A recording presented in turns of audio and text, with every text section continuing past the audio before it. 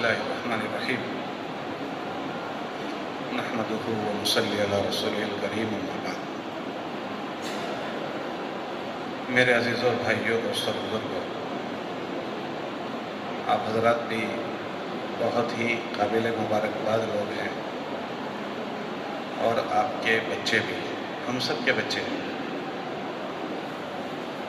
کہ اللہ پاک نے اس فتنوں کے زمانے میں ہمیں بہت اچھی بات کی توفیق دی ہے. ایسے فتنوں کے ماحول میں ہم نے اپنے بچوں کو حصول علم دین کے لیے فارغ کیا ہے، بچوں کو علم سیکھنے کے لیے فارغ کیا ہے.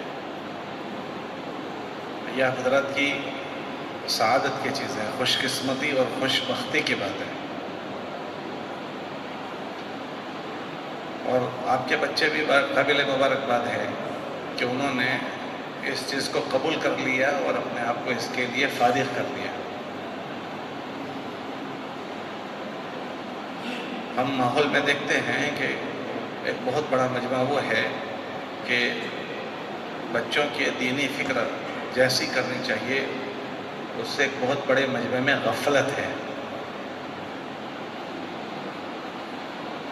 دوسرا، بہت سارے والی یہ چاہتے ہیں کہ ہمارے بچے اچھے پلیں، اچھے بنیں، اچھے پروان چڑھیں، چاہتے بھی ہیں، لیکن ان کی اولاد قابو میں نہیں ہے، ان کی بات قبول نہیں کر رہی. ہم لوگوں کے پاس بھی لوگ آتے ہیں کہ ہمارے بچوں کی ملاقات ہو جائے. کچھ بچے وہ ہوتے ہیں جو پڑھنا چاہتے ہیں، ماں باپ کی اس میں وہ فکر شامل نہیں ہوتی کہ اس میں بچے یکسوئی سے مشغول رہیں. اللہ کا احسان ہے کہ اللہ پاک نے آپ کو بھی یہ توفیق دی اور آپ کے بچوں کو بھی توفیق دی کہ آپ حضرات نے آپ کے بچوں کو اس کے لیے فارغ کیا. ورنہ اگر آپ اس مشغلے میں ان کو مشغول نہ کرتے تو مشغول ہونے کی بہت ساری جگہیں ہیں دنیا میں، وہ کہیں نہ کہیں مشغول ہو جاتے ہیں. اور اپنی عمر بڑھتے بڑھتے جیسے ان کو پروان چڑھنا ہے، جیسا ماحول ملتا اس ماحول میں ان کے تاثر کے ساتھ وہ پروان چڑھ بھی جاتے ہیں. کتابوں میں ایسا لکھا ہے کہ اللہ پاک ہر بچے کو مسلمان پیدا کرتے ہیں، مسلمان پیدا ہوتا ہے، لیکن ماں باپ اس کو یا تو یہودی بنا دیتے ہیں، یا تو نصرانی بنا دیتے ہیں، یا مجوسی بنا دیتے ہیں. تو ماں باپ پر بچوں کی تربیت ہوتی ہے، پرورش بچوں کی ماں باپ پر موقوف ہوتی ہے.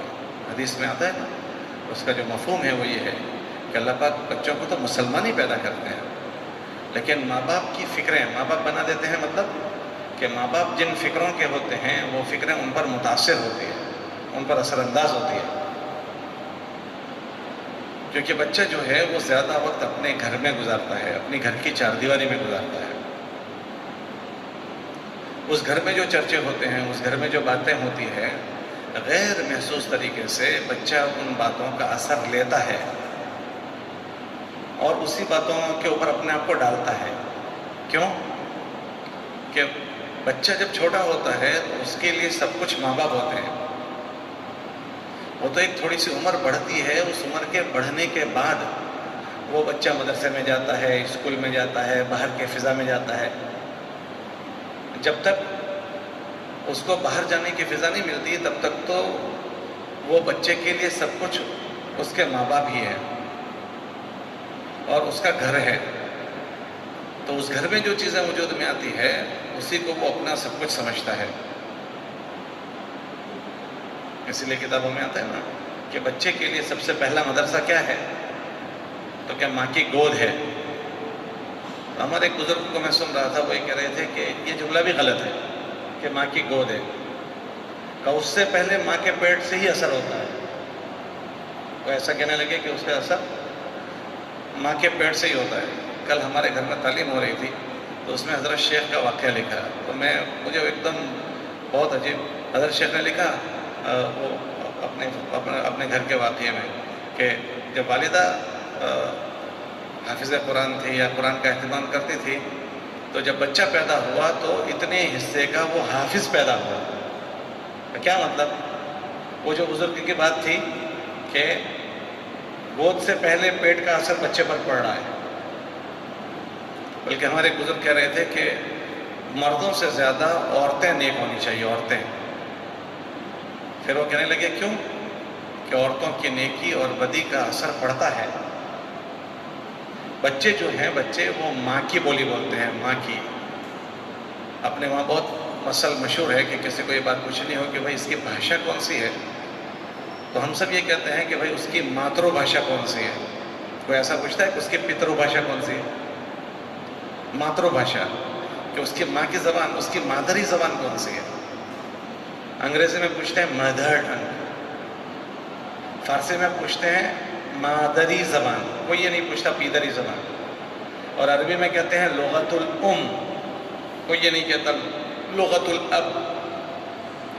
تو ماں اگر بن جاتی ہے تو اس سے اس کی اولاد اور اس کی نسل بن جاتی ہے۔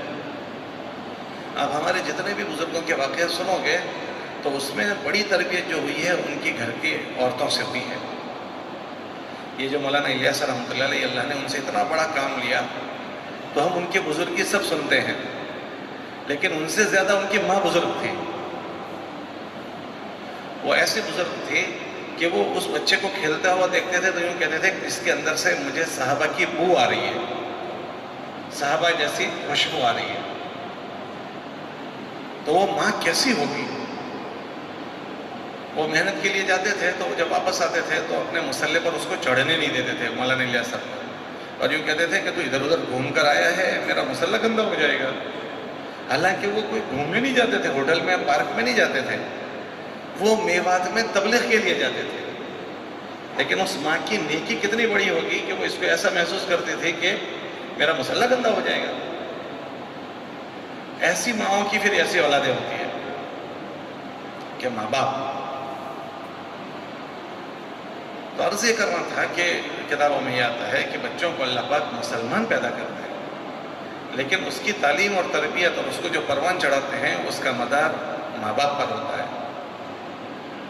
چلو ہمارے زمانے میں ہم دیکھ لیں کہ یہ پڑھنے کی سسٹم ابھی شروع ہوئی ہے کہ چلو پڑھنے کا مدرسوں کا سسٹم نظام ہے۔ جب تک اس طرح کا نظام نہیں تھا تو کون پڑھاتا تھا بچوں کو؟ صحابہ کے زمانے میں آپ دیکھو گے کہ مسجد میں اللہ کے نبی علیہ السلام سے لوگ دین سیکھتے تھے اور وہ دین والدین اپنے بچوں میں منتقل کرتے تھے۔ عام طور سے صحابہ کی زندگی میں آپ ملو گے دیکھو گے تو یہی ترتیب تھی، کیونکہ بچوں کو نیک بنانے کی ذمہ داری مولوی صاحب کی نہیں ہے، بچوں کو نیک اور اچھی تربیت دینے کی ذمہ داری والدین کی ہے۔ کس کی ہے؟ یہ والدین کی ذمہ داری ہے کہ ہماری اولاد ہماری آنکھوں کی ٹھنڈک بنے، کیونکہ اولاد اللہ کی بہت بڑی نعمت ہے، اولاد اللہ کی بہت بڑی نعمت ہے۔ اللہ پاک اولاد کو آنکھوں کی ٹھنڈک بنایا ہے، اگر اس کی اچھی تربیت ہو جائے تو وہ بڑھاپے کی لاٹھی ہے، زندگی کا بہت بڑا سہارا ہے۔ نبیوں نے اپنے تعاون کے لیے اللہ سے مستقل اولاد کا مطالبہ کیا ہے کہ اللہ پاک تو ہماری مدد کے لیے ہمیں اپنے اولاد میں سے کوئی نہ کوئی دے۔ تو اولاد کو اللہ پاک نے اپنی زندگی کا بہت بڑا سہارا بنایا ہے، بہت بڑا ذریعہ بنایا ہے۔ اگر وہ اولاد اچھی پروان چڑھ جاتی ہے اور اچھی بنتی ہے تو دنیا میں وہ مددگار بنتی ہے اور مرنے کے بعد وہ ذخیرہ آخرت بنتی ہے۔ کتابوں میں آتا ہے کہ وہ آدمی بہترین ہے جو اپنے پیچھے مرنے کے بعد 3 چیزیں چھوڑ کر جائے، وہ آدمی بہترین ہے۔ کہ اس میں ایک کہ اپنے ہاتھ صدقہ جاریہ کی چیزیں چھوڑ کر جائے، صدقہ جاریہ، کوئی مسجد بنا دی، کنواں بنا دیا، بور بنا دیا، پبلک کے کام آنے والی چیزیں، امت کو کام آنے والی چیزیں کوئی چھوڑ کر گیا اپنے پیچھے، کہ صدقہ جاریہ کی چیزیں۔ دوسرا، لوگوں کو علم سکھا کر گیا کہ علم سکھائے، آپ لوگ علموں پر چلیں گے، عمل کریں گے، دیندار بنیں گے۔ کہ یہ دوسرا کہ اس کا چھیڑا نہیں ہے، میں نے ان سے علم سیکھا، میں نے پڑھا، اب میں نے ان کو سکھایا، انہوں نے ان کو سکھایا، انہوں نے ان کو سکھایا، یہ سلسلہ چلے گا، پتہ نہیں کہاں تک چلے گا۔ یہ جس راستوں سے بھی ہو، چاہے تعلیم کا راستہ ہے، تبلیغ کا راستہ ہے، لوگوں میں دین پیدا کرنا، ایک دوسرا صدقہ جاریہ کی چیزیں، 2، اور تیسری جو چیز کہی ہے وہ اچھی اولاد، ولد صالح یدعو لہ، کہ وہ آدمی بہت خوش قسمت ہے جو اپنے پیچھے اچھی اولاد چھوڑ کر جائے، جو اس کے لیے دعائے مغفرت کرتے رہے۔ کیا مطلب؟ گھر جانے والا اپنے پیچھے اچھی اولاد چھوڑ کر نہیں جاتا، اکثر تو ایسے چھوڑ کر جاتے ہیں کہ ان کو اپنے باپ دادا یاد بھی نہیں آتے۔ اکثر بھی جنریشن جو ہے نا، ہماری اولادیں اپنے باپ کے گھر میں نہیں رہتی، تو کس کے گھر میں رہتی ہے؟ دادا کے گھر میں رہتی ہے۔ اکثر ہم جو وارث بنتے ہیں اپنے باپ کے گھر کے وارث بنتے ہیں۔ 60-70% مجمع وہ ہوتا ہے کہ جو باپ سے ملے ہوئے گھر میں رہتے ہیں۔ 25-30% مجمع وہ ہوتا ہے کہ جو اپنی ذات سے کچھ گھر بناتے ہیں، الگ بناتے ہیں، لیکن وہ بھی ایک لمبی مدت تو اسی گھر میں رہ کر آئے ہوتے ہیں۔ لیکن پوتروں کو، بعضوں کو تو دادا کا نام بھی پتہ نہیں ہوتا۔ پوتروں کو، اس پوتے کو یہ نہیں پتا کہ میں میرے ابا کے نہیں، میں اسی دادا کے گھر میں رہ رہا ہوں جس دادا کا نام بھی مجھے یاد نہیں ہے۔ ہم ابھی ایک جگہ پر ضیافت میں تھے تو میں غور کرنے لگا، تو ان بچوں کو میں نے کہا کہ ابھی ہم جس گھر میں کھانا کھا رہے ہیں، یہ گھر تمہارے ابا کے دادا کی پراپرٹی میں ہے، تمہارے دادا کی نہیں، تمہارے ابا کے دادا کی پراپرٹی میں ہے۔ تو اس کے ابا کو بھی تصور نہیں تھا کہ اچھا، میں نے کہا کہ یہ آپ کے دادا کا نہیں ہے، یہ آپ کے دادا ہمارے ساتھ کھانے بیٹھے ہیں، آپ کے دادا کے ابا کے حصے میں یہ علاقہ آیا تھا۔ تو آپ کے ابا کے دادا، وہ لڑکے کو میں کہہ رہا تھا کہ آپ کے دادا یہ بیٹھے ہیں، ان کے دادا کا حصہ ہے یہ 5ویں پشت اس گھر میں رہ رہی ہے، آپ کو پتا ہے یہ؟ کہ نہیں۔ میں نے کہا آپ کو جب یہ نہیں پتا تھا، آپ کو اس کا نام بھی نہیں پتا ہوتا۔ نام پتا ہے؟ میں نے کہا یہ نام تھا، میں ان کا جانتا تھا۔ تو آدمی اپنی نسل، اپنے آبا و اجداد کو بھول جاتا ہے۔ جیسے ہے، ہم اپنا جائزہ لے لیں کہ ہم کو اپنے دادا پردادا کتنے یاد آ رہے ہیں۔ جب ہمیں وہ یاد نہیں آتے تو ہمیں کون یاد کرے گا؟ ہمیں اپنے اگلے یاد نہیں آتے تو ہمیں کون اپنے بعد یاد کرے گا؟ اس لیے کتابوں میں آتا ہے کہ مرنے والا وہ بہترین آدمی ہے جو اپنے پیچھے اپنی اچھی اولاد ایسی چھوڑ کر جائے جو اس کو یاد کرے۔ ولد صالح يدعو له۔ آداب میں سے لکھا ہے کہ جمعہ کے دن اپنے مرحومین کے قبروں پر جانا چاہیے، آداب ہے، ادب میں سے مستحب ہے۔ آج ہم جائزہ لیں کہ ہمارے گھر میں سے بہت سو کا دنیا سے جانا ہو گیا، کیا میں گیا تھا؟ تو اس میں اور زوال روز آتا ہی جائے گا، انحطاط آتا ہی جائے گا۔ ہم روزانہ حضور کے زمانے سے دور ہو رہے ہیں، تو جتنا حضور کے زمانے سے دوری ہوگی اتنی خیر کم ہوتی جائے گی، اور جتنا قیامت سے قریب جائیں گے اتنی شر بڑھتی جائے گی۔ تو ہم ابھی حضور کے زمانے سے قریب ہیں، ہمارے بچے حضور کے زمانے سے اور زیادہ دور ہیں۔ تو جتنی حضور علیہ السلام کے زمانے سے دوری ہوگی اتنی شر بڑھے گی اور خیر کم ہوگی۔ تو آپ اندازہ کریں کہ جب ہمیں اپنے بچوں کو اپنا سرمایہ بنانا ہوگا تو ہمارے بچوں کو ہمیں کتنی توجہ دینی ہوگی۔ حضرت شیخ نے فضائل صدقات میں لکھا ہے، ہر آدمی کی اولاد یا تو اس کے لیے جنت ہے یا اس کے لیے جہنم ہے۔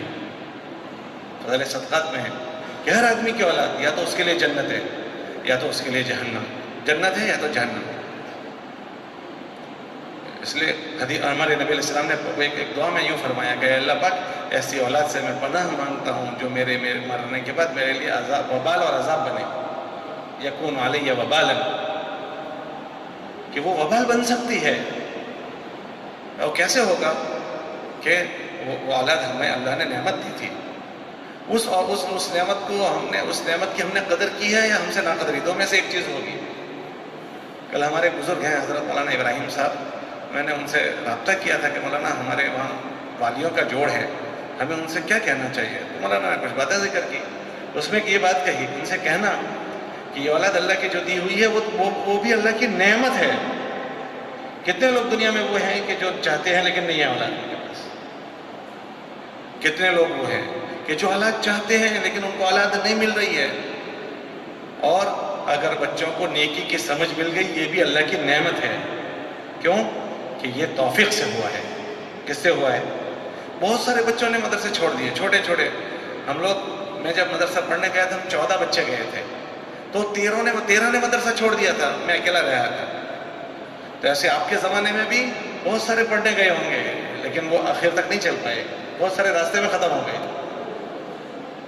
تو آپ کو اللہ نے بچوں کو یہاں فارغ کرنے کے لیے توفیق دی، یہ اللہ کی توفیق ہے، اور آپ کا بچہ جمع ہوا ہے وہ بھی اللہ کی توفیق سے ہے۔ ہاں، آپ کی اللہ کو کوئی نیکی پسند آ گئی، ہماری کوئی نیکی پسند آ گئی، یا ہمارے ماں باپ کی کوئی نیکی پسند آ گئی کہ اللہ نے ہماری اولادوں کو اس کا یہ چیز دی ہے۔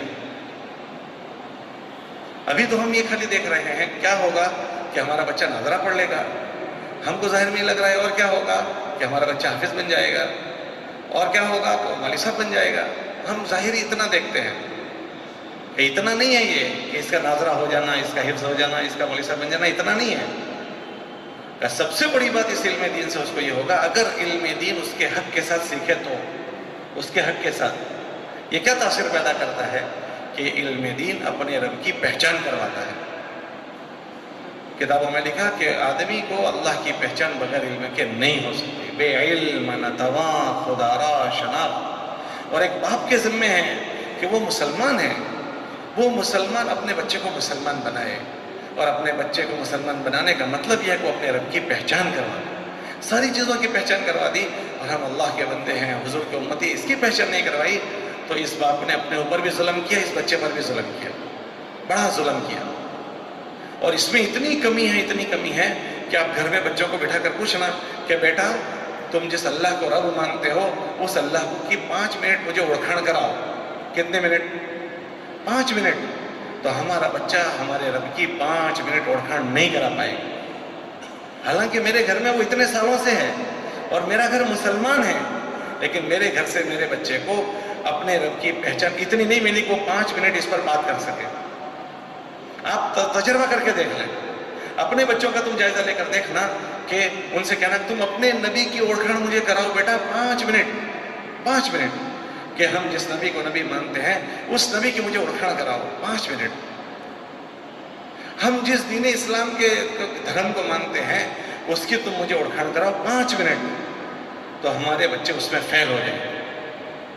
اور یہ مدرسے والوں کی ذمہ داری نہیں ہے کہ مدرسے والے ان کو اللہ کی اوڑکھڑ کراویں، یہ ان کی ذمہ داری نہیں۔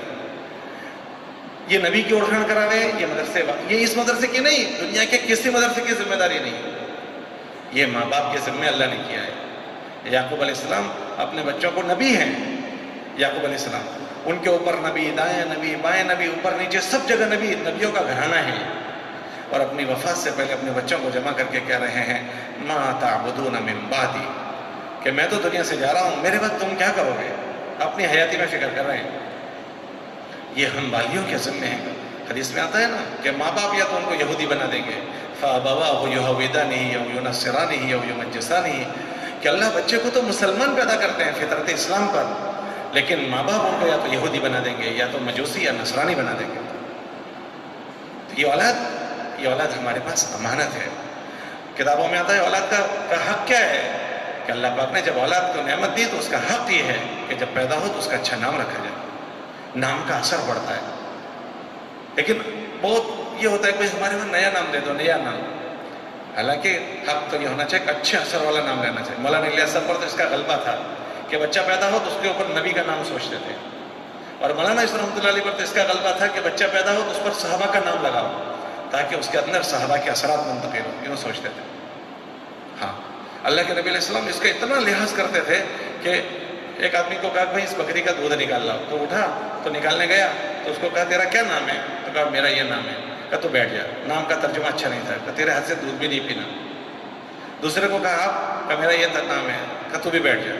تیسرے سے کہا آپ کا کیا نام ہے؟ کہا اچھا تم نکال لا۔ ایک راستے سے حضور علیہ السلام تشریف لے جا رہے تھے تو ایک راستہ شار عام تھا جہاں سے جانا تھا، اور ایک پہاڑ سے جانا تھا، تو پہاڑ سے جہاں جانا تھا وہ قریب تھا۔ کہ اس پہاڑ کا کیا نام ہے؟ عربوں میں سب چیزوں کے نام رکھتے تھے، تو پہاڑ کا نام رکھا تھا۔ کہ اس پہاڑ کا کیا نام ہے؟ کہ اس کا نام یہ ہے۔ کہ اس کا تو بڑا ترجمہ ہوتا ہے، ہم اس پہاڑ سے بھی نہیں جائیں گے۔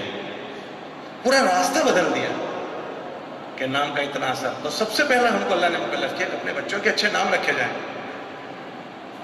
اس مرحلے سے ہم گزر چکے ہیں، اور اس کے بعد کہ اس کی اچھی تعلیم دی جائے، اس کو اچھی تربیت کی جائے۔ تعلیم اور تربیت جو ہے وہ گھر میں ہوتی ہے۔ یہ تو اللہ کا احسان ہے کہ اللہ نے ہمارے وہاں مدرسوں کے سسٹم چلا دی، یہ ان کا بہت احسان ہے۔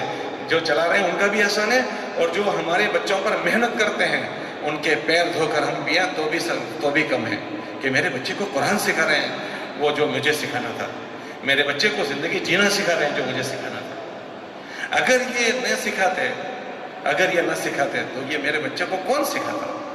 اور کم تنخواہوں میں سکھا رہے ہیں۔ ہماری مدرسے میں تنخواہ کتنی ہوتی ہے؟ 10-12 ہزار، 15 ہزار تو شاید مشکل سے کہیں ہو۔ 10-12 ہزار کی تنخواہوں میں یہ مدرس اپنی جان مارتے ہیں، لگ جاتے ہیں۔ یہ کیوں لگ جاتے ہیں؟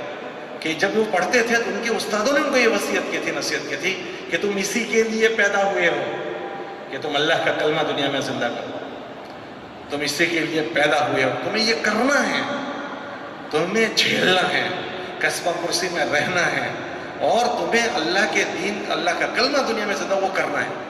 ہم لوگ چلے میں گئے تھے مانگرو، تو دوپہر کا وقت تھا، ایک مولانا اسلام پورہ کے تھے، مولانا عمران، وہ آئے اور کہنے لگے مولانا میں ایک مولوی صاحب کو آج لاؤں گا آپ کے پاس۔ وہ مولوی صاحب کو آج وہاں بدعتیوں نے بہت مارا ہے، تو ان کا جسم لال سرخ ہو گیا ہے، لیکن ان کا وہاں بہت اثر ہے، آج ان کی بہت پٹائی ہوئی ہے، ہمیں ڈر ہے کہ وہ چلے نہ جائیں، اگر وہ چلے گئے تو یہ پورا بنا بنایا ماحول ختم ہو جائے گا، تو آپ ان کو ذرا ہمت دو گے؟ میں نے کہا ضرور لے۔ ہم ویراول میں تھے تو وہ لے کر آئے، تو میں نے ان سے دیکھا چہرہ سرخ ہو گیا ہے، جسم پر مار پڑی ہوئی ہے۔ میں ان سے تھوڑی بات کرنے لگا تو انہوں نے آگے ایسے مجھے کہا کہ مولانا آپ مجھے اس لیے تسلی دے رہے ہیں کہ میں آپ کو یہ کہ میں یہاں مار پڑی ہے تو میں بھاگ جاؤں گا؟ میں نے کہا جی اسی لیے کہہ رہا ہوں۔ صاف میں نے کہہ دیا، کہا مولوی صاحب میں کوئی پیسوں کی وجہ سے یہاں پڑا ہوا نہیں ہوں۔ پھر انہوں نے مجھے کہا کہ شالیمار پر جو ابھی اسٹاف ہے نا وہ ہوٹل ہماری ہے، میں ان کا بیٹا ہوں، اللہ راضی مجھ سے ہو جائے، ہم نے اسی لیے پڑھا تھا، اس لیے اس جنگل میں آ کر پڑھا ہوں، مجھے یہ پڑھانے کی ضرورت نہیں تھی کہ 8-10 ہزار روپے کے لیے میں یہاں نہیں آیا ہوں، اس 8-10 ہزار روپے کے لیے نہیں آیا ہوں، میرے یہ ہوٹل ہماری ہے، میرے ابا اس کے مالک ہیں، ہمارا اس میں شیئر ہے، ہم نے اپنے ہوٹل پر اوروں کو نوکر رکھا ہے، میں نے اپنے آپ کو یہاں اس علم دین کے لیے فارغ کیا۔ اب اس مدرسے میں آپ دیکھیں یہاں ہمارے بچوں کو جو پڑھاتے ہیں، ہمارے بچوں کا باپ تو فجر کے بعد گھر میں سو جاتا ہوگا، ابھی گرمی کے دن ہے، رات چھوٹی ہوتی ہے، آدمی کو عام طور سے سوتے سوتے اپنے معمولات پورا کرتے سوتے 11:30-12 بج جاتے ہیں، اور یہاں حفظ کا مدرسہ 5:30 بجے شروع ہو جاتا ہے پورے گودرے میں، تو اب ایک آدمی تہجد میں اٹھے گا تو اب 4:30 کو تہجد کا ٹائم ہے، 3:30 کو اٹھے گا 1 گھنٹے پہلے، اس کو کتنا ٹائم ملتا ہے؟ تو آدمی پر خمار ہوتا ہے سونے کا۔ لیکن آپ ان مدرسین کو دیکھو، وہ فجر میں یہاں جاتے ہیں، اور یہاں 11:30 کو چھٹی، مثال کے طور پر ابھی آج کل ہو رہی ہے 11:15 کو، میں یہاں دیکھتا ہوں مدرسین کو، وہ کوئی 12 بجے تک بیٹھا ہے، کوئی 12:15 بجے تک بیٹھا ہے، اور ان میں بعض مدرس وہ ہیں جو تنخواہ 1 روپیہ نہیں لیتے، تنخواہ نہیں لیتے ہیں، اس کے ابا تو گھر میں پیر لمبے کر کے سویا ہے، اور اس کے پیچھے جان مارنے والا استاد رات کو چھوٹی نیند سویا ہے، اور صبح سے آ کر یہاں تہجد میں بیٹھا ہوا ہے، اور اس کو یہ بے چینی ہے کہ آج میرے بچے کو یاد نہیں ہوا ہے، آج میرے بچے کا سبق صحیح نہیں گیا ہے، وہ کوڑ رہا ہے، وہ چاہتا تو وہ گھر میں جا کر فجر کے بعد خمار تھا جا کر سو جاتا، وہ سویا نہیں ہے، وہ یہاں بیٹھا ہوا ہے، اور پھر دوپہر میں، یہ تو اسکولیں نہیں ہے ورنہ دوپہر میں پھر آ کر بیٹھا ہے، پھر مغرب میں بیٹھا ہے، پھر عشاء میں بیٹھا ہے۔ کہ یہ کیوں اس طرح مشغول ہوتے ہیں؟ کہ ان کو ان کے بڑوں نے اسی طرح پالا ہے، پوسا ہے، اسی طرح پالا پوسا ہے۔ میں نہیں پڑھاتا تھا تو مجھے ہمارے گجرات کے امیر صاحب تھے، ان کو پوچھو، 50 بار مجھے کہا ہوگا تم پڑھے کیوں ہو؟ تم اگر دھندا ہی کرنا تھا تو تمہیں پڑھنے کی کیا ضرورت تھی؟ دھندے کے لیے تھوڑی پڑھنے کی ضرورت تھی۔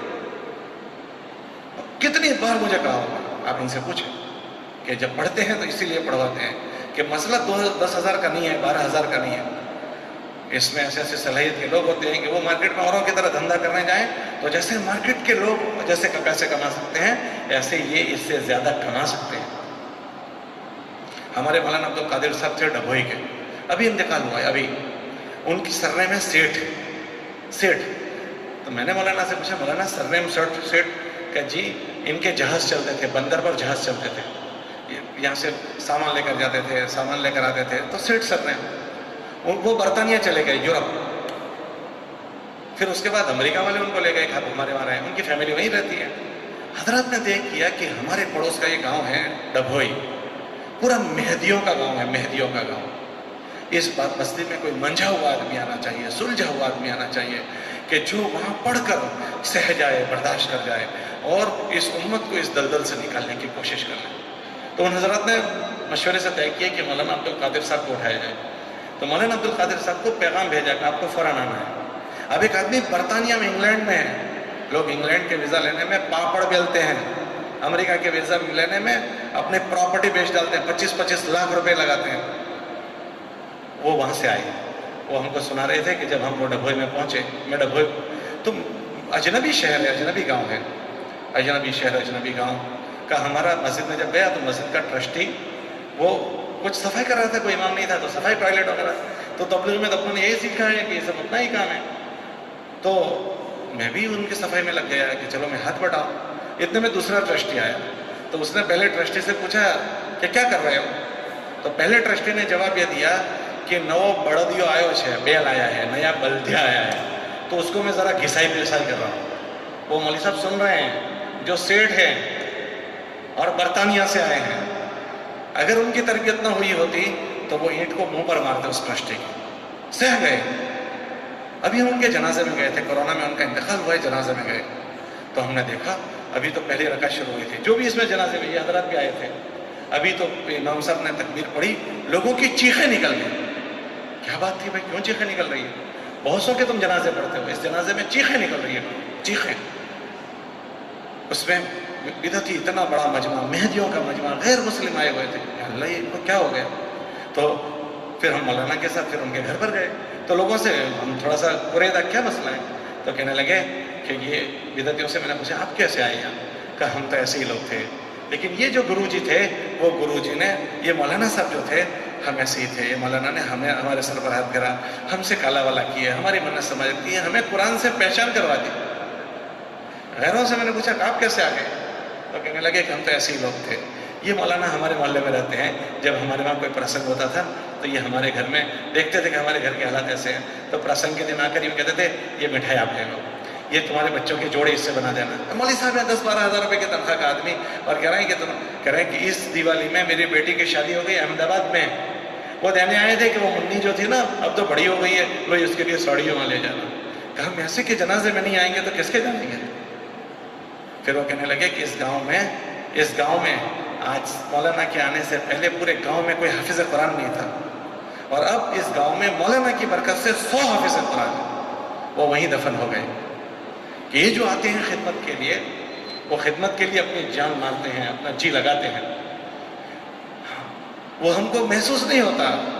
اب دیکھو کہ سال بھر میں تو میں دیکھتا ہوں پتہ نہیں کون کون آ کر ان کو کیا کیا سنا جاتا ہے.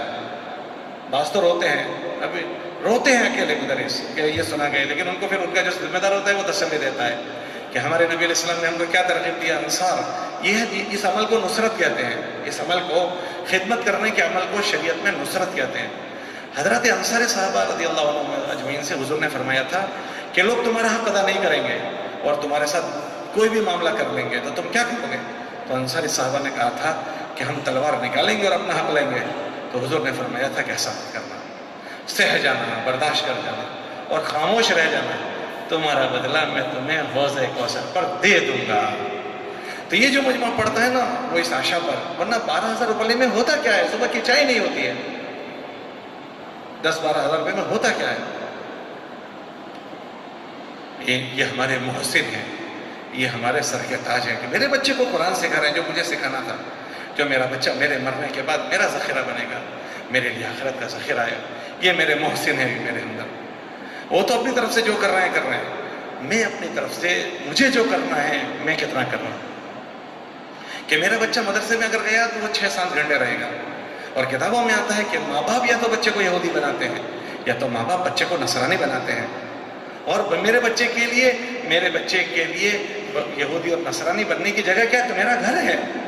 تو ایک بچہ مدرسے میں 7-8 گھنٹے جا کر آیا، اب 10 گھنٹے وہ میرے گھر میں رہے گا. 24 گھنٹے میں سے 6-7 گھنٹے کے بعد 18-20 گھنٹے وہ میرے گھر میں ہے. میرے گھر میں اس کو کیا مل رہا ہے؟ یہ قابل غور.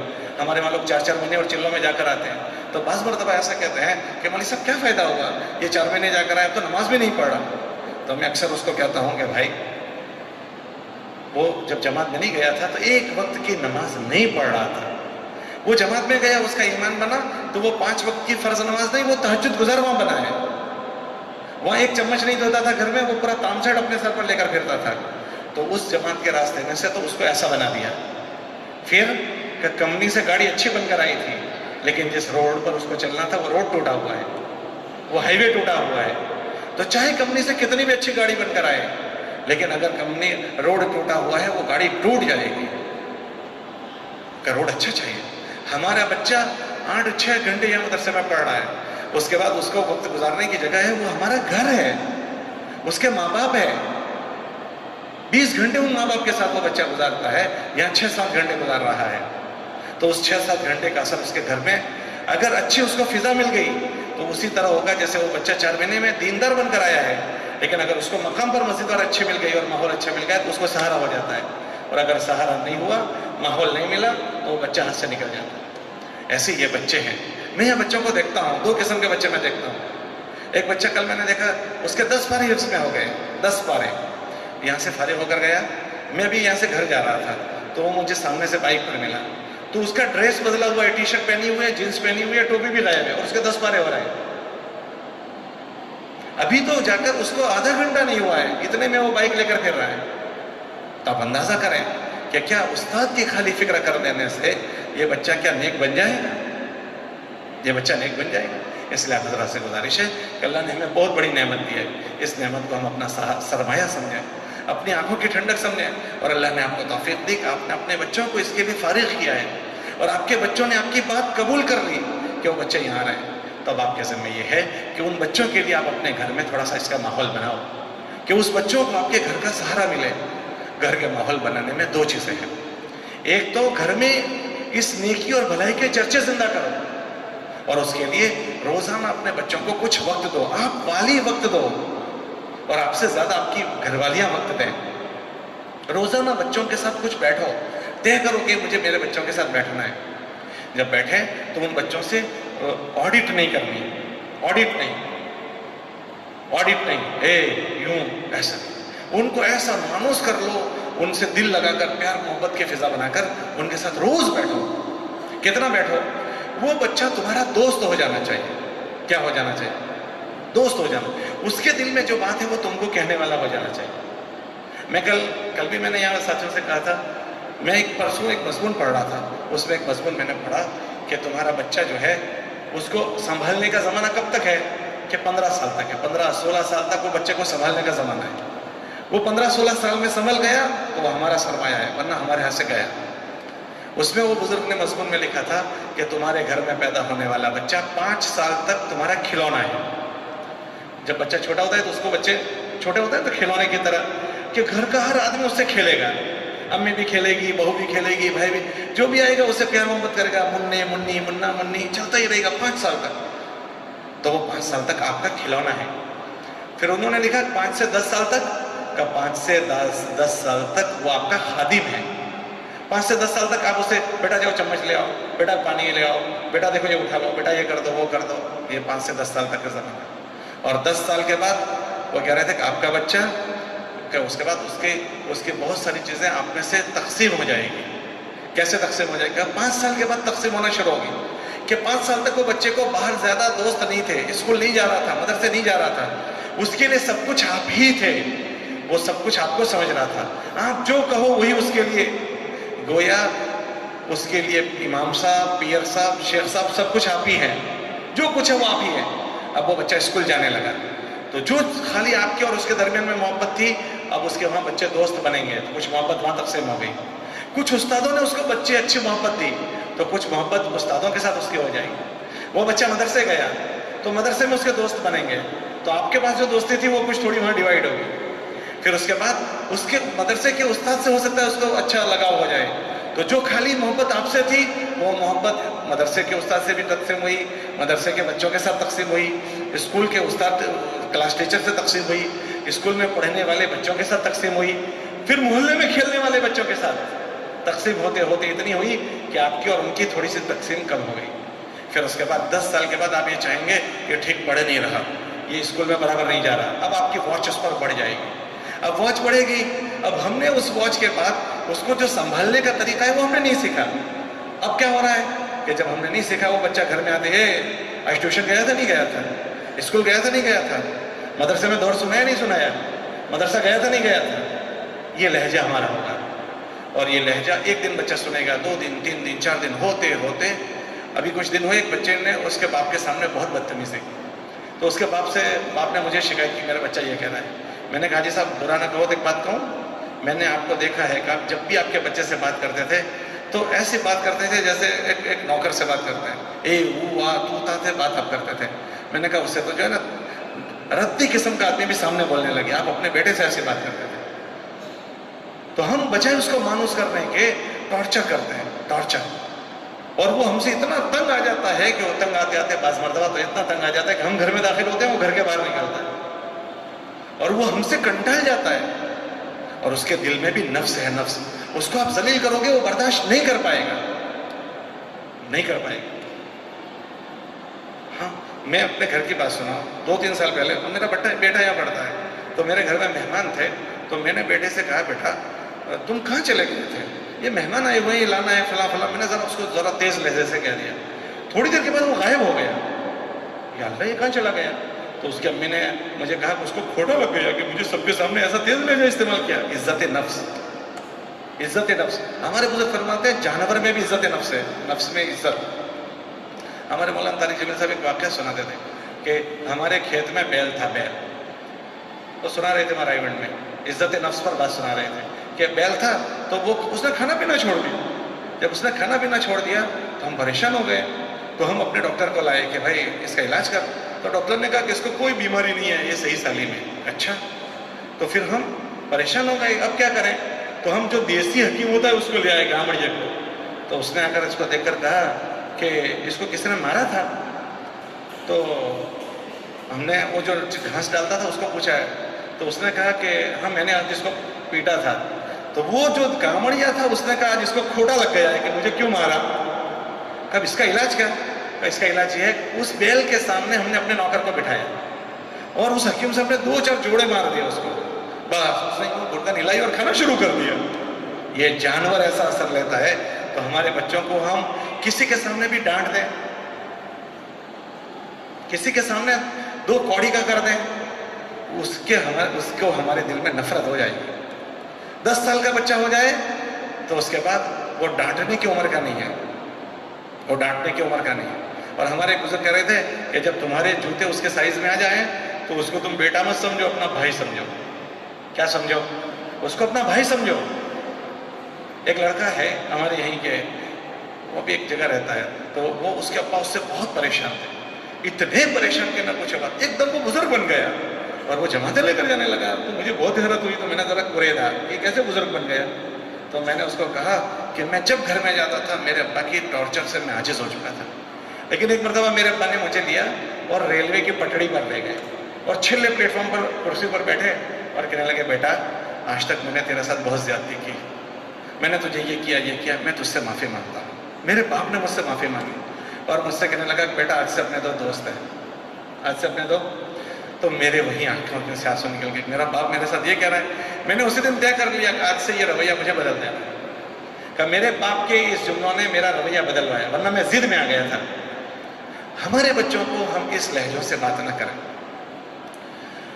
حدیث میں آتا ہے کہ اللہ نرمی سے جو دیتے ہیں وہ سختی سے نہیں دیتے، نرمی سے جو دیتے ہیں سختی سے نہیں دیتے۔ آپ اندازہ کرو کہ ہمارے نبی علیہ السلام بچے کو کیسے کور کر رہے ہیں۔ ایک بچہ آیا حضور کے پاس اور آ کر کہہ رہا ہے کہ حضور مجھے زنا کی اجازت دو۔ آپ اندازہ کرو کہ اگر کوئی مجلس میں آ کر کوئی بچہ کہہ رہے کہ مجھے زنا کی اجازت دو، ہم میں سے کوئی برداشت کر پائے گا؟ کوئی نہیں برداشت کر پائے گا۔ تو صحابہ کا چہرہ لال پیلا ہو گیا۔ حضور علیہ السلام نے فرمایا اچھا ادنو منی، قریب کیا اور قریب کرنے کے بعد اس کو کہا کہ بیٹا تو یہ جو چیز کرنا چاہ رہا ہے یہ بتا کہ تیری ماں کے ساتھ کوئی کرے تو؟ نہ اللہ کے نبی، نہ۔ اچھا تمہاری بہن کے ساتھ؟ کہ جی نہیں اللہ کے نبی۔ اچھا تمہاری بیٹی کے ساتھ؟ کہ جی نہیں۔ اب اس کو کنونس کر رہے ہیں۔ جب وہ بات ہو گئی تو حضور علیہ السلام نے کہا کہ حضور بات سمجھ میں آ گئی۔ حضور نے اس کے لیے دعا کی تو وہ کہنے لگے کہ اس کے بعد سے وہ عمل جتنا برا مجھے لگنے لگا اور کوئی عمل نہیں لگ رہا تھا۔ یہ سمجھانے کا اسلوب ہے۔ اب ہمارے بچے کو ہم نے کوئی چیز کرتے دیکھا ایک دم سب کے سامنے اس کی دھجیاں اڑا دی، وہ بولے گا کچھ نہیں کیونکہ اس کا بس نہیں چلتا، لیکن اس کے دل میں ہماری نفرت آ جائے گی، ہم نفرت نہ پیدا کریں۔ تو اللہ کے نبی علیہ السلام کی بات کا مفہوم ہے اکرموا اولادکم، تمہاری اولاد کو تم عزت دو، وہ چاہے چھوٹا بچہ ہو اس کو بھی تم عزت دو۔ ہمارے نبی علیہ السلام کی عادت شریفہ یہ تھی کہ جب ان کی بیٹی حضرت فاطمہ رضی اللہ عنہ، ان کا بیٹا تو کوئی تھا نہیں، بیٹیاں تھیں، تو جب ان کی بیٹی دروازے پر آتی تھی تو دروازے پر لینے جاتے تھے اپنے بیٹی کو، اور ہاتھ پکڑ کر لاتے تھے اور اپنے بستر پر بٹھاتے تھے، اور اللہ کے نبی علیہ السلام اس بیٹی کا ہاتھ یہاں سے چومتے تھے، یوں چوم کر اپنی جگہ پر بٹھاتے تھے۔ تو گزارش یہ ہے کہ ایک اپنے گھر میں ایسا ماحول بناؤ اپنے بچوں کو پروان چڑھانے کے، ایک دوسرا اسی پیار محبت کے ماحول میں ان کے کارگزاری لو، بیٹا آج اسکول گئے تھے کیسا رہا، مدرسہ گئے تھے ماشاءاللہ آج مدرسے میں کیسا رہا، دعا کتنا سنا ہے آپ نے، سبق کتنا ہوا، سمجھ پڑ رہی ہے، بیٹا یہ تو اللہ سے مانگنے کی چیز ہے، آپ اللہ سے مانگا کرو، دعا کرو، اللہ ہی دل کو کھولتے ہیں، اللہ ہی بات سمجھاتے ہیں، یہ تو تدبیر ہے، بہانہ ہے، بچے سے قرضداری لو، اور اس کو ڈانٹو مت، اگر اس کے اندر پست ہمت آئی ہو تو اس کو ہمت دو، اور اگر اس نے اچھے کام کیا ہو تو اس کو ہمت افزائی کرو، واہ واہ ماشاءاللہ بیٹا آج تو آپ نے بڑا اچھا کام کیا، تشجیع اس کو کہتے ہیں۔ اللہ کے نبی علیہ السلام حسن حسین کو کشتی لڑاتے تھے، دونوں کشتی لڑو، اور پھر جو جیتتا تھا اس کو شاباش دے دیتے تھے، یوں شاباش شاباش شاباش، یہ تشجیع کہتے ہیں۔ گمت کریں اپنے گھر میں ذرا گمت، حضور علیہ السلام بچوں کے ساتھ کتنی گمت کرتے تھے، گھوڑا بن جاتے تھے گھوڑا، اور حسن اور حسین کو یہاں بٹھا کر گھر میں گول گول گھومتے تھے، بچوں کو بچہ بنانا پڑتا ہے، ہاں ان کی نواسی تھی حضرت امامہ، اس کو یا کندھے پر بیٹھ کر بازار لے کر جاتے تھے۔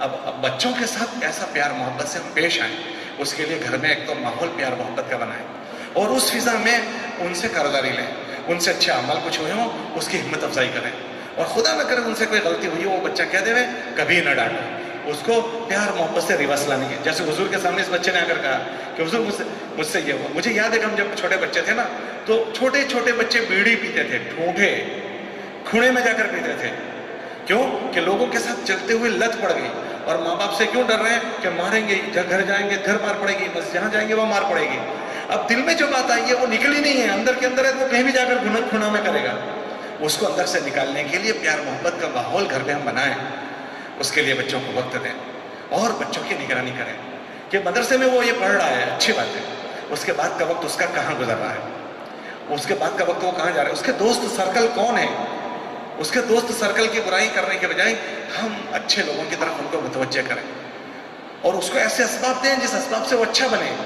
دو چیزیں آج جو چیزیں اس نے ہمارے بچوں کو، 2-3 چیزیں اس نے ہمارے بچوں کو خراب کیا، ایک تو بائک ہم نے چھوٹی چھوٹی عمر میں بچوں کو دے دیا، بائک ہم نہ دیں، بائک نہ دیں، اب دیکھیں بچوں کے کیا حال اس کے بعد ہو رہا ہے، ہم تو بچوں میں سروے کرتے ہیں کہ جو بچے گھومتے پھرتے ہیں ان کے بچے پڑھائی میں بہت کمزور پڑھ رہے ہیں، بہت کمزور پڑھ رہے ہیں، اور اس کے بعد جب فارغ ہوتے ہیں تو پتہ نہیں کہاں کہاں ہو جاتے ہیں۔ دوسرا موبائل ہے، آپ اپنے بچوں کو موبائل دے رہے ہیں، ایک والی آیا مجھ سے کہنے لگا کہ میرے بچے کے پاس موبائل ہے، آپ سمجھا کر ذرا لے لیجئے، میں نے اس کو کہا اچھا ضرور لے لیں گے، یہ تو بتاؤ اس کو دیا کس نے، کہا میں نہیں دیا تھا، میں نے کہا دیتے ہوئے سمجھ نہیں آئی تھی بات، اب وہ موبائل پہ لگا ہوا ہے، وہ نہیں پڑھ رہا ہے۔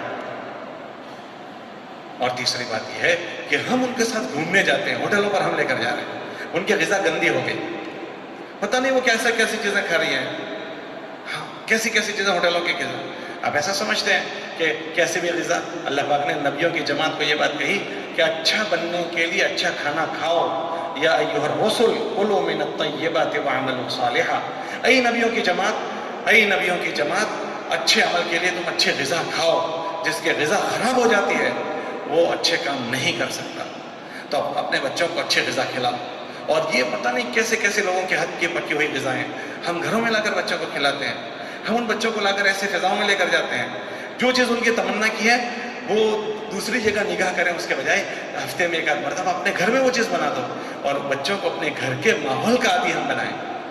اس کے لیے گزارش یہ ہے کہ ان چیزوں کا اہتمام کریں، ہمارے یہاں جن چیزوں کے آداب کے خیال کرنے کا ہے آپ بھی اس میں تعاون کریں، اس میں سب سے بڑی چیز ہے کہ ہمارے بچوں کی غیر حاضری میں، ہم نے ہمارے بزرگوں سے سنا ہے کہ جب ایک مرتبہ وہ بچے کی غیر حاضری ہوتی ہے اس کی نحوست 40 دن تک رہتی ہے، 40 دن تک، اور اس بچے کے پڑھنے کا سلسلہ ٹوٹ جاتا ہے۔ اب ایک آج بچے کا سبق ہوا ہے الف با تا پڑھنے میں، الف با تا تھا جیم استاد نے پڑھا دیا، آج وہ بچہ غیر حاضر ہے، وہی سبق کل ہو رہا ہے ہا خا دال دال، وہ آگے بڑھ گئے سبق، اب یہ الف با تا اس بچے کا چھوٹا ہوا ہے، الف با تا سا جو چھوٹ گیا اس کا، جیم ہا خا دال وہ چھوٹ گیا، اب اس کے بعد صاد ضاد ظا میں وہ آیا، آگے کے 15 حروف اس کے چھوٹ گئے، اس حرف کو وہ سمجھ تو لے گا، کسی کے پاس کس کو الف کہتے ہیں اس کو با کہتے ہیں، لیکن اس کے استاد نے جو پڑھایا تھا کہ بیٹا الف ایسے بولا جاتا ہے بیٹا با ایسے بولا جاتا ہے، تا ایسے پڑھا جاتا ہے، کیا دوسرا بچہ اس کو وہ پڑھا دے گا؟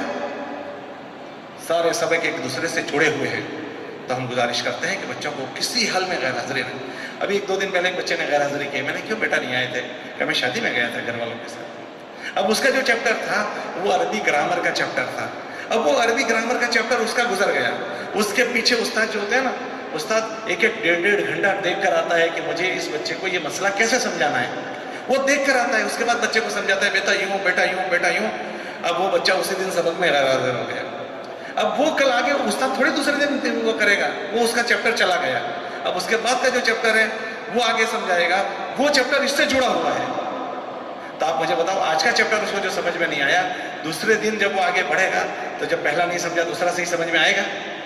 میں عربی کلاس کی 4 گھنٹیوں کو دیکھتا ہوں تو میں نے دیکھا بعض بچوں میں سخت کمزوری ہے، اور میں نے تفقد کیا کمزوری کی وجہ کیا ہے کہ ان کی غیر حاضریاں ہیں، کہ کوئی کتابیں اب اسکول کی رعایت ضرور ہے، یہاں ماشاءاللہ مشورے سے یہ بات کہی ہوئی ہے کہ ہمارے بچوں کو ہمیں ایسے تعلیم دینی ہے کہ ہمارے بچے اگر اصلی تعلیم لینا چاہیں تو اصلی تعلیم ان کی پوری ہو، وہ ٹیوشن جانا چاہتے ہیں تو ٹیوشن ان کے پورے ہوں، اور ان کے یہاں تعلیم جو ہے وہ پوری ہو، تاکہ ان کی دنیاوی علم بھی ہو جائے، دینی علم بھی۔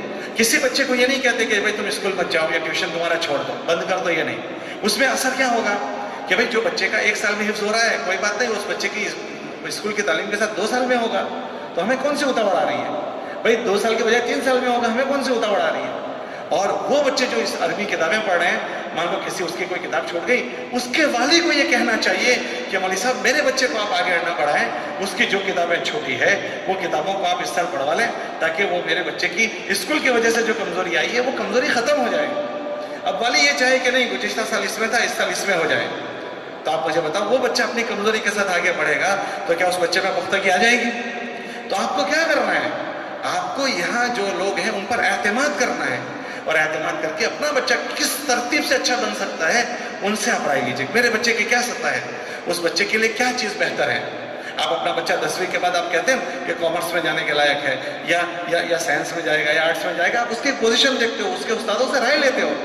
آپ یہاں مدرسے میں بھی اپنے استادوں پر اعتماد کریں اور ان سے رجوع کریں، میرے بچے کے لیے بعض مرتبہ میں دیکھتا ہوں یہاں نہیں، میرے بچے کو اس استاد کے پاس کر دو، میرے استاد کو یہاں، میرے بچے کو یہاں کر دو۔ وہ آپ کے بچے کی رائے ہے، اس کی سمجھ کتنی ہے، آپ کے بچے کے لیے آپ کے استاد سوچ سکتے ہیں کہ وہ کتنا کہاں جا سکتے ہیں۔ ہر 15 دن میں یہاں استادوں کا مشورہ ہوتا ہے، ہر 15 دن میں، اور اس میں وہ اس بات کو سوچتے ہیں کہ کون سی کلاس کیسے چل رہی ہے، کون سے بچوں، اور اس کے پیچھے ان کا دماغ لگتا ہے کہ ہمارا، اور ان استادوں سے جب مجلس ہوتی ہے نا تو اس مجلس میں کہتے ہیں کہ اس 4 دیواری میں جو آ گیا اس کی جان اور مال ہمارے کندھے پر امانت ہے، ان کے ماں باپ نے ان کے بچے ہمارے حوالے کیے ہیں، اللہ ان کے ماں باپ سے زیادہ ہم سے پوچھے گا کہ یہ بچے نے 6 گھنٹے تمہارے حوالے کیے تھے، اس کے ساتھ تم نے کیا معاملہ کیا ہے، اگر اس میں ہم سے خیانت ہوئی تو ہمیں اللہ کے وہاں جواب دینا ہے۔ ہر 15 دن میں یہ استاد بیٹھتے ہیں اور مشورہ کر کے یہ سوچتے ہیں کہ کون سے کلاس کی کیا سطح ہے، اور اس سطح میں کون سا بچہ کیسے جا رہا ہے، اس بچے کو کیسے استاد بدلنے کی ضرورت ہے یا کوئی اور چیز ہے، کہاں کمزوری ہے۔ ہر 15 دن پر تو آپ اپنے استادوں پر یہاں اعتماد کریں، وہ آپ کو کوئی بات رہبری کی کہیں اس پر توجہ دیں، ایک بات بچہ کہے گا وہ آپ بچے کی بات استاد کو نقل کر دیں کہ بچہ یہ کہہ رہا تھا، تاکہ اگر کوئی بات ہے تو سمجھ لیں گے، ورنہ بچے نے دیکھا کہ نہیں میرا دوست فلاں کلاس میں ہے تو مجھے بھی اس کلاس میں کر دو، وہ مختلف رخ سے کہہ سکتا ہے، لیکن اس کو صحیح جو تجزیہ کرے گا وہ تو استاد سمجھے گا۔ تو آپ نے ان بچوں کو اساتذہ کے حوالے کیا ہے، ان پر اعتماد کریں، ایک تو پابندی سے ان کو بھیجیں، ان کی رائے کی قدر کریں، اور خدا نہ کرے دوران تعلیم استاد سے اگر کبھی بچے اتنے ایسے ہوتے ہیں کہ استاد سے کبھی آپ کے بچے کے ساتھ کوئی ایسی بات ہو جائے تو یہاں مشورے سے دیا ہوا ہے کہ یہاں پٹائی نہیں کرنی ہے، لکڑی کلاس میں نہیں رکھنی ہے، ایک بھی بچے کو نہیں مارنا، چاہے کتنا بڑا قصور ہو جائے۔ اب تو قریباً سارے ہی گودرے کے مدرسوں میں یہ ہو گیا، لیکن مان لو ایک ہمارے گھر میں 4 بچے ہوتے ہیں، ہم تھوڑی دیر میں کنٹال جاتے ہیں تو ہم سے دھول دھپا ہو جاتا ہے، کبھی ہو جاتا ہے ہم سے بھی، یہاں 15 بچوں کو لے کر وہ استاد صبح سے بھیجا پڑی کر رہا ہے، اور بعضی کلاسوں میں ناظرہ کی تو 50 بچے ہوتے ہیں، یہاں 150 بچے ہیں اور 4 استادوں کے پاس ہے، ایک استاد کے پاس 40 بچے۔ اب چھوٹے بچے آپ صبح کلاس میں آ کر دیکھنا، کوئی اٹھ رہا ہے، کوئی کود رہا ہے، کوئی بیٹھ رہا ہے، ہمارا چھوٹا بچہ کیا گھر میں صحیح رہتا ہے؟ یہ استاد ان کو بٹھانے میں اور ترتیب سے جمانے میں ہی اس کو اتنا پگار دیا جائے جتنا دے رہے ہیں، تو بغیر پڑھائے تو یہ کم پیسے ہیں، اتنے گھنٹے ہمارے چھوکروں کو وہ سانچوتے ہیں، خالی سانچونے کی اتنا پگار دے رہے تو بھی کم ہے۔ اب مان لو کبھی کسی بچے سے کوئی بات ہو گئی تو اس کے بعد ہماری عورتیں آ کر یہاں استادوں کو کوئی بات بول جائے، عورتیں آ کر بول جاتی ہے، والی کبھی کوئی ایسی زبان استعمال کر جائے، آپ بتاؤ، ٹھیک ہے وہ استاد سن لیں گے، لیکن اس کا استاد کا دل اگر دکھ گیا تو وہ بچہ استاد کی تعلیم سے محروم ہو جائے گا۔ یہ تو دل اثر کر جاتا ہے، ہمارے نبی کا دل بھی اثر کیا تھا۔ ہمارے نبی علیہ السلام کے پاس انہی کے خاندان کے کچھ لوگ آئے اسلام قبول کرنے کے لیے، کہا جاؤ مجھے تمہارے اسلام کی کوئی ضرورت نہیں۔ کیا بات ہو گئی؟ حضور کی گھر والی نے سفارش کی کہ حضور یہ آپ کے خاندان کے لوگ ہیں، قبول کر لو۔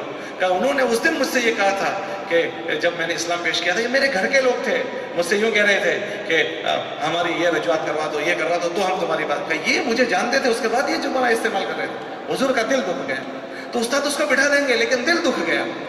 ہم کوشش یہ کرتے ہیں آپس کے مشورے سے کہ یہ چیزیں پیدا نہ ہوں، مار نہ پڑیں، ایک بچے کو بھی ہاتھ نہ لگائیں، لیکن خدا نہ کرے کبھی ایسا حادثہ پیش آ گیا تو ہم اس استاد کی عزت سے کھیل جاتے ہیں، اس کی عزت کے پرخچے اڑ جاتے ہیں، ہم اس سے بچیں، ورنہ ہمارے بچے ان سے محروم ہو جائیں گے۔ تو ہمارے بچے غیر حاضری نہ کریں، استادوں پر ہمیں اعتماد کریں، روزانہ پابندی کے ساتھ بلا ناغام یا دوران تعلیم چھٹی لینے نہ ہے۔ ہمارا چھوٹا بچہ اگر استاد سے کہتا ہے چھٹی دے، میں کل وہاں ایک کلاس میں بیٹھا تھا تو ایک اتنا چوزا سا آ کر کہنے لگا میری امی کہتے ہیں میرے بھائی کو بھیج دو۔ کوئی بات ہے؟ ہاں آپ سوچیں، تو اب اس کے لیے ایک استاد تیاری کر کے گیا ہے، ہمارے بچوں کو ہمیں یہ چیز سمجھانی ہے، اس کو بچے کو کیسے بھیج دے گا وہ؟ اس لیے آپ حضرات سے گزارش ہے کہ اس میں آپ تعاون کریں، بغیر آپ کے تعاون کی چیز نہیں ہوگی۔ اور اس کے علاوہ آپ گھر میں اس کا ماحول بنائیں، آپ اپنے گھر میں بھی اس کا، ہم یا بچوں کو آپ دیکھ رہے ہیں تعلیم کے بعد 17 رکعت پڑھتے ہیں، اوابین پڑھتے ہیں، فجر کی سنتوں میں بچے یہاں ہوتے ہیں۔ اب وہی بچہ ظہر کی عصر کی نماز کے موقع پر گھر میں ہے، دیکھا ابا سویا ہوا ہے نماز میں، اب دیکھا امی نماز میں سوئی ہوئی ہے، اب یہاں تو استاد اس کو 3 نمازوں میں اتنا پابند کر رہا ہے، اور وہ اپنے گھر میں جا رہا ہے تو گھر میں ٹی وی چل رہی ہے، گھر میں ٹیپ چل رہا ہے، گھر میں وی سی آر چل رہا ہے، گھر میں موبائل میں فلمیں دیکھی جا رہی ہے۔ اب اس بچے کا دل کیا کہے گا؟ اس بچے پر کیا اثر پڑے گا؟ جس بچے کو یہاں استاد نے ترغیب دی ہے کہ گھر میں محتاط رہیں، اب اس کی امی بھی اس میں مشغول ہے، اس کے بھائی بھی اس میں مشغول ہے، اس کا باپ بھی اس کے میں مشغول ہے، وہ بچہ کیا بچ پائے گا؟ اس کو وہ جراثیم لگ جائیں گے۔ اس لیے گزارش ہے اپنے گھر کی چار دیواری میں ان چیزوں کو آپ رعایت کریں، گھر میں فضائل کی تعلیم میں اپنے بچوں کو بٹھائیں، خود بیٹھیں، اپنے بچوں کو تعلیم میں بٹھائیں، اپنے عملوں کے ذریعے سے اپنے گھر کے ماحول کو پاک بنائیں، تاکہ آپ کے بچے یہاں جو چیزیں سکھائی جاتی ہے اس کی عملی مشق ہو، اور موقع بموقع آپ ان کو عمل کی تلقین کریں۔ بھئی کھانے کی دعا وہ یہاں سیکھے گا، کھانا تو گھر میں کھائے گا، استنجے کی دعا وہ یہاں سیکھے گا، استنجا تو گھر میں جاتا ہے، تو موقع، بیٹا کھانے کی دعا پڑھی آپ نے، بیٹا کھانے کی دعا پڑھ، بیٹا سونے کی دعا پڑھی آپ نے، بیٹا سونے کی دعا، آپ اس کو عمل پر ڈالنے کی مشق کرو۔ یہ 10-15 سال کا کھیل ہے، اگر اتنے دن آپ نے انہوں نے سنبھال لیا، یہ بزرگ بن جائیں گے، یہ ولی بن جائیں گے۔ اس لیے گزارش ہے کہ اس کا آپ بہت خیال کریں، آپ کے گھر میں ان کو ماحول بنائیں، یہاں پابندی سے بھیجیں۔ یہاں سفید کپڑوں کا یونیفارم مشورے سے طے ہوا ہے، سارے بچوں کے لیے سفید کپڑے ہیں، تو آپ اس کا خیال کریں کہ آپ کے بچے سفید کپڑوں میں آئیں، اس کا اثر پڑتا ہے۔ ہم نے تو کتاب میں پڑھا کہ سفید کپڑے تسبیح کرتے ہیں اللہ کی۔ ہمارے نبی علیہ السلام نے فرمایا کہ تم اپنے لباس کو سفید بناؤ، سفید کپڑے پہنو، اور اپنے مردوں کو سفید کپڑوں میں دفناؤ۔ تو یہاں بھی مشورے سے بات کر رہی ہے کہ ہمارے بچوں کو سفید کپڑے پہنائے جائیں گے، تو سفید کپڑوں کا آپ حضرات بھی خیال کریں کہ سفید کپڑے آپ کے بچے پہنیں۔ اس کے ساتھ ساتھ کوشش اس کی کرو کہ آپ کے بچے آپ کے پیسوں سے پڑھیں، آپ کے بچے آپ کے پیسوں سے پڑھیں۔ یہاں ضابطے میں 50 روپے فیس رکھی ہے، 50 روپے ایک بچے کی فیس رکھی ہے۔ اگر کوئی بچہ فیس نہیں دے گا تو بھی مدرسے والے کسی کو نکالنے والے نہیں ہیں، لیکن ہمارے بچے پر ہماری فیس لگے میری آخرت کے لیے، یہ بہت بڑی چیز ہے، بہت بڑی چیز ہے کہ میرے بچے پر میں پتہ نہیں بیماری پر لگاتا ہوں، میرے بچوں کی میں علاج پر لگاتا ہوں، اسکول پر لگاتا ہوں، تو بہترین پیسہ وہ ہے جو اللہ کے کلام کو زندہ کرنے میں لگ جائیں۔ تو میرے بچہ اس مدرسے میں پڑھ رہا ہے، میں پوچھو تو صحیح کہ میرے بچے پر کتنی لاگت آتی ہے مہینے کی، میرے مہینے پر بچے کی کتنی لاگت آتی ہے؟ آپ کو پتا ہے اس مدرسے اس مسجد کا کوئی چندہ نہیں ہوتا، چندہ نہیں ہے، عمومی چندہ نہیں ہے، اور یہاں مدرس بھی چندہ نہیں کرتے، یہاں غلے میں سے مہینے میں 3-4 ہزار روپے نکلتے ہیں، اور یہاں کا جو بجٹ ہے قریباً 2.25 لاکھ روپے ماہانہ بجٹ ہے۔ ہاں اس مہینے کی تنخواہ قرضہ لے کر کی ہے، ابھی یہ قرضے لے کر تنخواہ کرتے کرتے 10-15 لاکھ تو اس کا قرضہ چڑھ گیا، 10-15 لاکھ روپے، ہر مہینے میں 1 لاکھ روپے قرضہ چڑھ جاتا ہے۔ گزشتہ سال جوڑ کیا تھا، والیوں کو ترغیب دی تھی کہ آپ کوشش کریں کہ آپ ہمارے ہاتھ پیر بازو بن جائیں، اللہ کے دین کی نصرت کرنے والے بن جائیں، اللہ کے دین کے مددگار بن جائیں۔ गुज़िश्ता साल जो सर्वे किया था, एक ज़्यादा नहीं, जो आपके बच्चे पर इस मदरसे में लागत लग रही है वो बताई थी कि आपका बच्चा अगर 1 महीना इस मदरसे में पढ़ता है तो 382 रुपये उस पर लागत आती थी। तो अल्लाह का एहसान है कि बहुत सारे वालियों ने वो बोझ अपने ज़िम्मे ले लिया था और यहाँ 382 नहीं 500 रुपये जमा करा रहे थे। बल्कि माशाल्लाह बाज़ों ने इतनी जिम्मेदारी ली थी कि जो बच्चे कमज़ोर हैं उनका भी हम ले लेंगे, क्योंकि बहुत सारे बच्चे वो हैं जो कमज़ोर हैं, जो अपना बोझ खुद उठा नहीं सकते। तो माशाल्लाह बाज़ बच्चे वो ले आकर आते थे कि हमारे क्लास का फलां बच्चा है, उसकी भी मैं फ़ीस दूंगा। पूरे साल उन्होंने फ़ीस दी। तो माशाल्लाह मदरसे वालों को भी वो करीबन 50-60 हज़ार रुपये फ़ीस आती थी। अगर सारे इस तरह हो जाते तो शायद मदरसे वालों को कोई कर्जा नहीं करना पड़ता। इस साल जो हमने गिनती गिनी 397 रुपये एक बच्चे पर माहाना लागत लग रही है। 357, 1,57,000 रुपये, 57,000 रुपये माहाना मुदर्रिसीन का तनख्वाह। मैं मस्जिद का खर्चा नहीं गिन रहा हूँ, इसका लाइट बिल नहीं गिन रहा हूँ, इमामत मुअज्जिन का नहीं गिन रहा हूँ, जो मुदर्रिसीन को तनख्वाह दी जा रही है। और 395 बच्चे यहाँ पढ़ते हैं, उस पर भगा कर लो तो 300, उसमें वो मुदर्रिस को मैं बाकात कर रहा हूँ जो तनख्वाह के बगैर यहाँ खिदमत दे रहे हैं। अगर वो उनकी भी खिदमत के पैसे गिनते तो शायद हमारा रेशा और ऊपर जाता। लेकिन अल्लाह उनको जज़ाए खैर दे, उनको भी और जो फीस लेकर कर रहे हैं वो भी तनख्वाह लेकर वो अल्लाह की निस्बत पर पड़े हुए हैं। तो हमारे एक बच्चे पर 397 या 95-97 रुपये एक बच्चे पर लागत लग रही है। अगर ये आप अपने पैसे अदा कर देते हैं तो आपका बच्चा आपके पैसों से पढ़ेगा। आपके बच्चे को कुरान सीखने के लिए आपके बच्चे आपके पैसों से, जो आपका बहुत बड़ा ज़ख़ीरा बनेगा, बहुत बड़ा ज़ख़ीरा। और अगर ऐसा नहीं होगा तो लोगों से मांगे हुए पैसों से आपके बच्चे पढ़ेंगे, जो अच्छा भी नहीं लगता है। इसमें जो बाइस्तेदाद है तो उनके लिए तो बेहतर यह है कि वो अपने बच्चों के लिए अपने दें। बाकी कोई ना कोई तो साहिब खैर की खुशामद की जाती है, उसको कहा जाता है, तो अपने बच्चों का बोझ हम उठाएं। 1 रुपये के 10-12 रुपये लगेंगे, एक दिन के 10-12-13 रुपये लगते हैं। हमारा बच्चा नॉर्मली 10-15 रुपये खा जाता है। तो अगर मेरे बच्चे पर कुरान सीखने के लिए मेरी लागत लगेगी तो ये मेरी सादत की चीज़ है, मेरी आखिरत की चीज़ है। इसलिए गुजारिश है अपने बच्चों का हम बोझ उठाएं। बल्कि खुशकिस्मती ये है कि हम और कमज़ोर बच्चों का ताउन करें। हमारे बुजुर्ग के पास हम दिल्ली बैठे थे तो एक साहब के बाप का इंतकाल हो गया, तो उसको नसीहत करने लगे कि तुम्हारे बाप की साले सवाब के लिए जहाँ कुरान की तालीम होती हो वहाँ अपने पैसे लगाओ, कि जहाँ कुरान की तालीम होती हो कि वहाँ तुम अपने बाप के साले के सवाब के लिए। तो हमारे बच्चों के लिए, अपने मरहूमिन के लिए हम कमज़ोर बच्चों का बोझ उठाएं कि मेरे बच्चे के तो मैं दूंगा इंशाल्लाह, मैं इसके अलावा और अल्लाह ने आपको इस्तेदाद दी है और थोड़ा बढ़ा कर दें। कि आप देखते हैं कि हमारे बच्चे जिस तरह है इस तरह और कमज़ोरों लोगों के भी बच्चे हैं, तो हमारे बच्चों का अपने पैसों से पढ़ना हो जाएगा। हम कमज़ोरों का भी बोझ उठाने वाले बने, ये हमारे नबी का तरीका है। हमारे नबी अलैहि सलाम की सिफत में तहमिलुल कल के लोगों का बोझ उठाते थे, हम भी बोझ उठाने वाले बने। और आखिर में दुआओं का बहुत अहतमाम करें, इसलिए कि बाप की दुआ अपने बेटे के हक़ में सीधी आसमान पर जाती है।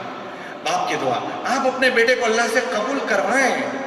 2 दुआएं, मज़लूम की दुआ आसमान पर जाती है, बाप की दुआ अपने औलाद के लिए आसमान पर जाती है, और उस्ताद की दुआ अपने शागिर्दों के लिए आसमान पर जाती है। तो उस्ताद तो करते ही करते हैं, उस्ताद को अपने बच्चों का बहुत दुख होता है, तो आप उस्ताद तो दुआ करते ही हैं, आप भी अपने बच्चों के लिए बहुत एहतिमाम से दुआ का एहतिमाम करें।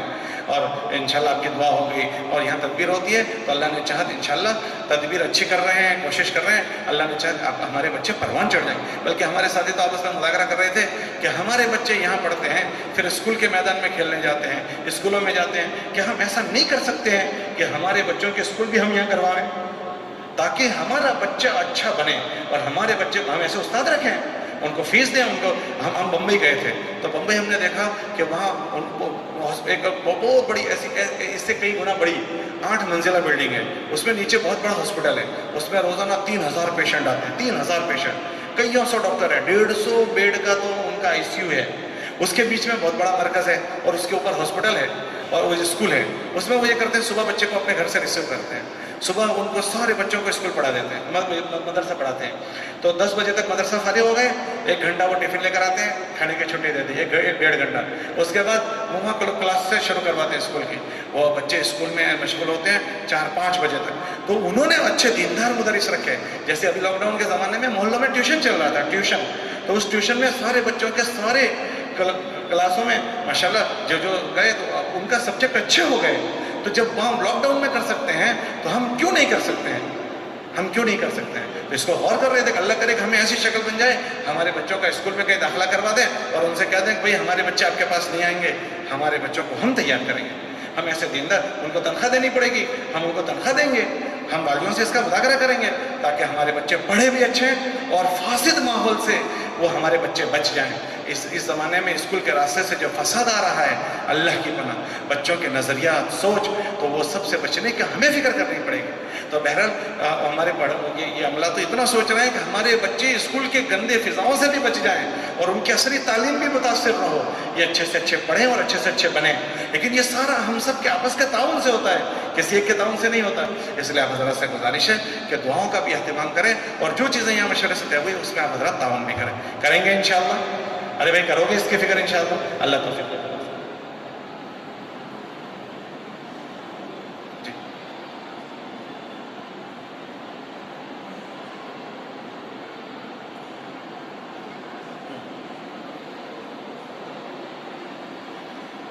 اچھا مولانا نے یاد دلایا۔ دو مجمع ہے، ایک ناظرہ والوں کا مجمع۔ ناظرہ میں غیر حاضری بہت ہوتی ہے، چھوٹی چھوٹی بات میں۔ یہ ساری باتیں آپ کو گھر والیوں کو جا کر کہنی ہے، کیونکہ تو انہی پر موقف ہے۔ جو ہم نے آپ سے باتیں کی وہ آپ کی گھر والیوں پر موقف ہے، تو آپ اپنی گھر والیوں کو جا کر یہ ساری باتیں ضرور کہنا کہ آج والیوں کا جوڑ تھا اور یہ باتیں کہی گئی ہے۔ تو ناظرہ والوں کو اہتمام سے غیر حاضری نہ کروائیں، ان کو اہتمام سے بھیجیں۔ حفظ کے بچوں میں بچوں کو دیکھتے ہیں، دیکھو آپ بچے کو بہت کچھ بنانا چاہتے ہیں لیکن بچے کی استعداد ایسی نہیں ہوتی کہ اس کو آپ جیسے چاہتے ہیں ایسے دوڑا دیں۔ بعض مرتبہ بچہ اچھے سے چل پاتا ہے، بعض مرتبہ وہ پیچھے کمزور ہو جاتا ہے، تو استاد کسی مسئلے سے اس کا سبق روک دیتے ہیں، کبھی دور مستقل کروانا پڑتا ہے۔ تو ہم اس میں جلدی نہ کریں کہ میرے بچے کا کیوں دور روک دیا ہے، میرے بچے کو یہ ہو جانا چاہیے، اتنا چلا دو۔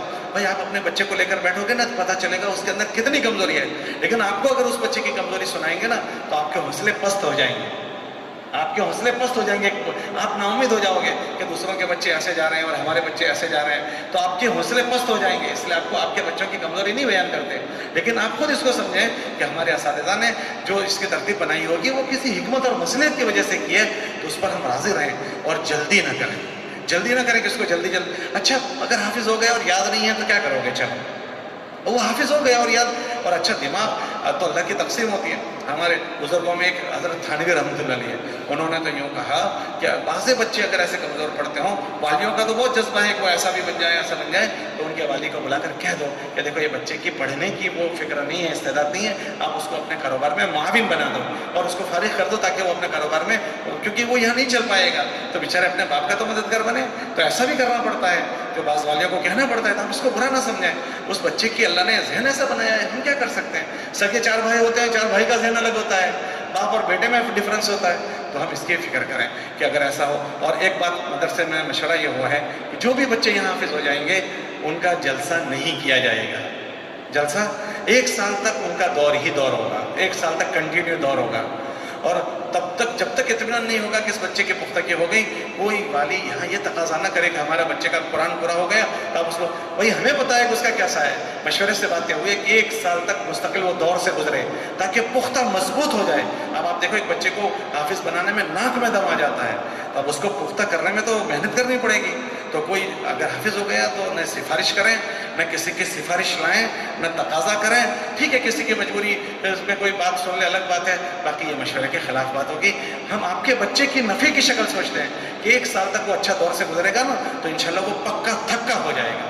بھائی بات سمجھ میں آ رہی نہیں آ رہی ہے؟ تو یہ مشورے سے یہاں طے ہوا ہے، تو اس کے ہم سب تعاون کریں گے، کرو گے انشاءاللہ۔ اللہ حضرات کو جزائے خیر دے، بہت بہتر اللہ بدلہ نصیب۔ ٹھیک، سبحان اللہ و بحمدہ، سبحانک اللہم و بحمدک، ونشہد ان لا الہ الا انت نستغفرک ونتوب الیک۔ سبحان ربک رب العزت برحمتک۔